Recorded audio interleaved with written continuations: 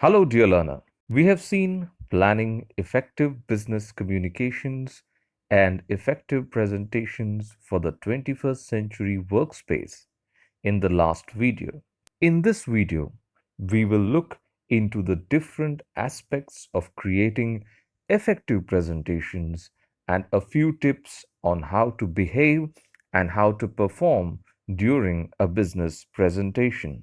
So let's start with how to create effective business presentations. Across the world, at any given moment, countless number of business presentations are taking place.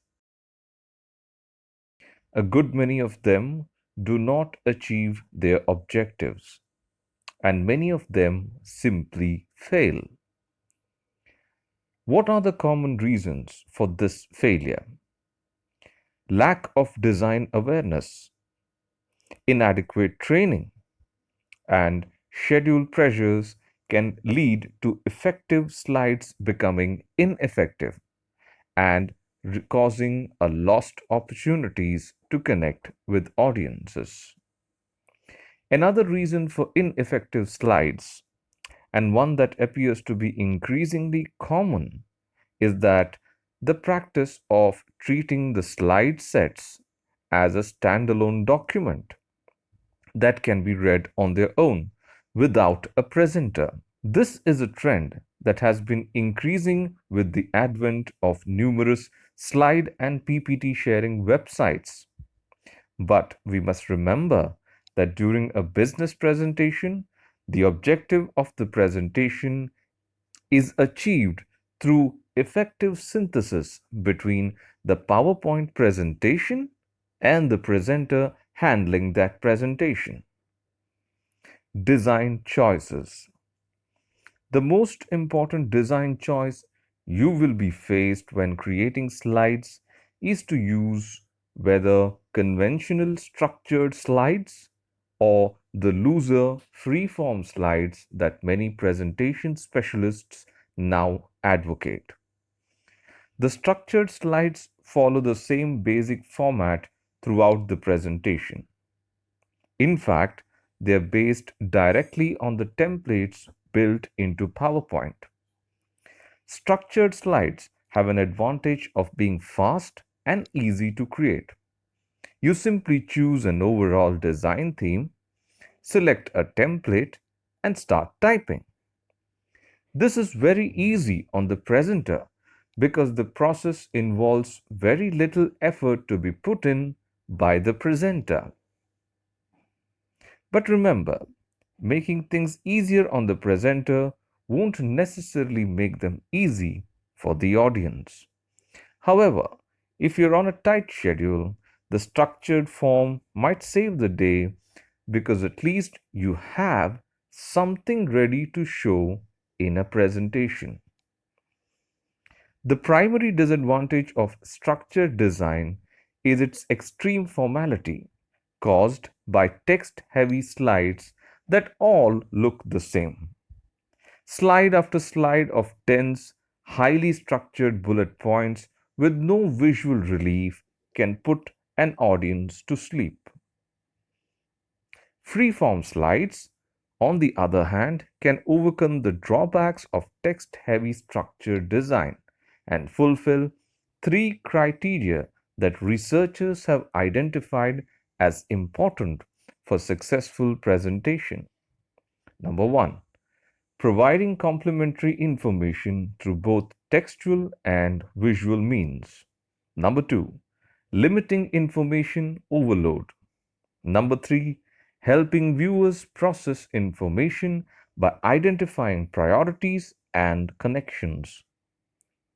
Effectively designing slides with both visual and textual elements is more creatively demanding and more time consuming than simply typing text into pre formatted templates. So you decide which you want to do depending on the situation you are faced with. Writing readable content. One of the most common mistakes beginners make is stuffing slides with too much text. Doing so overloads the audience with too much information, too fast, that takes the attention away from the speaker by forcing the people to read more and requires the presenter to use smaller type. You can see all these things are a really big recipe for disaster during a business presentation.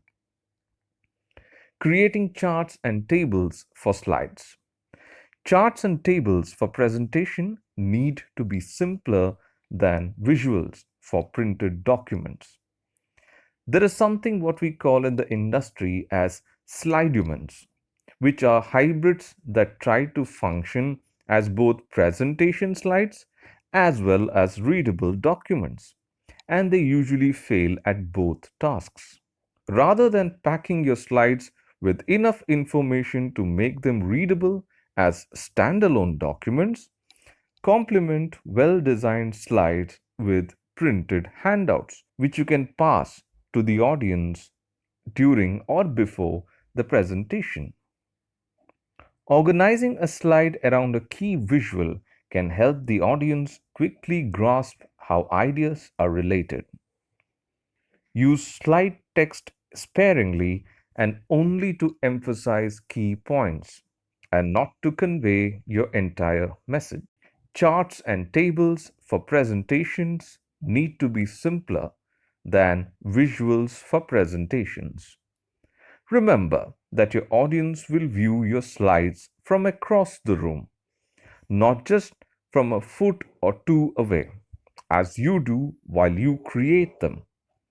So keep the level of detail to a minimum, eliminating anything that is absolutely not essential. Design effective slides. Here are some general tips to make an effective presentation. Write text content that will be readable from everywhere in the room. Write short, active, parallel phrases that support, not replace, your spoken message.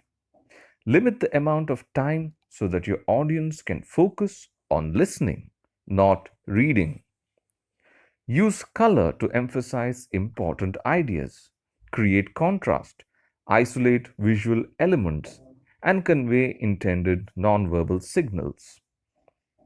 Limit color to a few compatible choices and use them consistently. Make sure your slide background doesn't compete with the foreground. Emphasize functional artwork. Photos, technical drawings, charts, and other visual elements containing information that is part of your message. Choose typefaces that are easy to read on screen. Limit the number of typefaces and use them consistently. Make sure slide transitions are subtle if used at all. How to use visual aids. Here are some general guidelines regarding how to use visual aids. Visual aids are those elements which will help increase or amplify your message during a presentation, and they're used mainly on the PPT. Too many images will lessen their impact. Plan graphics according to the main points and make one graphic for each point. Different colors can help to distinguish different points. Reveal only one point at a time. This can be done by progressively exposing the hidden portion of the slide. Slides should be numbered. Presentations should be rehearsed with the slides. This ensures that the words match the visuals. Explain the purpose and content of each slide when it's shown. Display the content for sufficient time to allow the audience to read it, and if required, make notes from it. Practicing your delivery. Practicing your presentation is essential. You need to appear polished and confident, and practicing your delivery reduces anxiety while letting you verify the operation of slides and equipment. If possible, have a test audience They can tell you if your slides are understandable and whether your delivery is effective. It is always better to consider the cultural and physical characteristics of your final audience. For example, if you're addressing an audience that doesn't speak your language, consider using an interpreter. Send your interpreter a copy of your speech and visuals as far in advance of your presentation as possible. If your audience is likely to include persons with hearing impairments, be sure to team up with the sign language interpreter as well. Delivering the presentation. Regardless of how interesting or well drafted a presentation is, its delivery must be effective in order for the presentation to achieve its goals. Here are some guidelines on delivering the presentations. Do not read out loud. A presentation is essentially an oral, face to face communication. Reading notes or slides aloud does not foster discussion of ideas. It does not hold the audience's attention as they can read the slides themselves.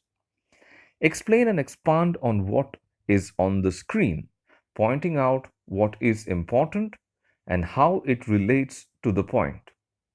Use the you attitude to ensure audience involvement. Tell the audience how the information being presented is useful to them.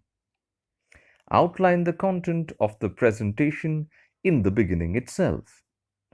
Try to involve the audience and encourage their participation. Avoid doing things that reduce audience involvement, such as speaking in a low voice that cannot be heard and may be perceived as feeble, or shouting, which sounds angry and jarring. Here are some general tips for the presenter to close this video.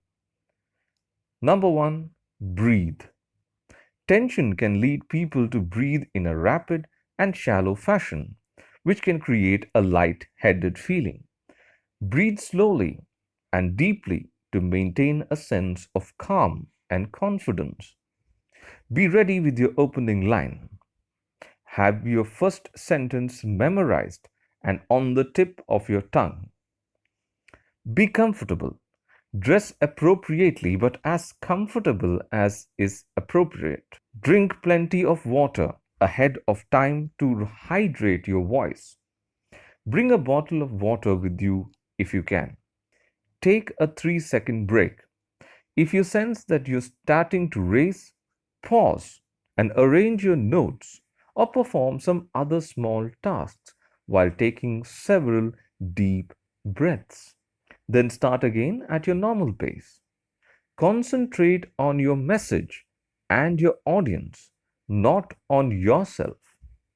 When you're busy thinking about your subject and observing your audience's response, you tend to forget your fears. Maintain eye contact with friendly audience members. Eye contact not only makes you appear sincere, confident, and trustworthy, but can give you positive feedback as well. And the last thing is keep going. Things usually get better as you move along, with each successful minute giving you more and more confidence. So that's it about creating and delivering effective business presentations. We will see you with more videos and more classes soon. Be sure to access reading materials provided along with this video. Thank you for watching the video today. Happy learning!